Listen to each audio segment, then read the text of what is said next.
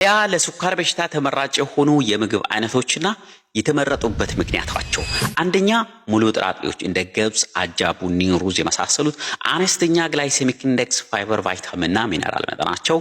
ሁለተኛ ስኳር ድንች በፋይበር አነስተኛ ግላይሴሚክ ኢንዴክስና አንቲኦክሲዳንት መጠናቸው። ሶስተኛ አቮካዶ ዝቅተኛ የስኳር መጠን፣ ጤናማ ቅባትና ፋይበር የደም ስኳር መጠን ከፍ እንዳይል ያደርጋል። አራተኛ ባቄላ፣ ሽምብራ፣ ምስር፣ አተር የመሳሰሉት እነዚህ ሌጊዩምስ የምንላቸው በከፍተኛ ፋይበር፣ ፕሮቲንና ሬዚስተንት ስታርች መጠናቸው የሚታወቁ ናቸው።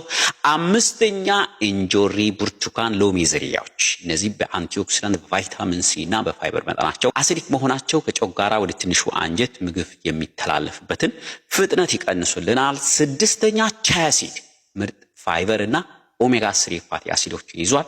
ኦሜጋ 3 ፋቲ አሲድ ደግሞ የደምና የልብ ጤንነትን በተጨማሪ ለማስጠበቅ ያግዛል። ሰባተኛ ከመሬት በላይ የበቀሉ ቅጠላቅጠሎች እነዚህ በቫይታሚን መጠናቸው በአነስተኛ ስኳር መጠናቸው እንዲሁም በውስጣቸው በያዙት ማግኒዚየም፣ ፖታሺየም መጠናቸው ተመራጭ ይሆናሉ።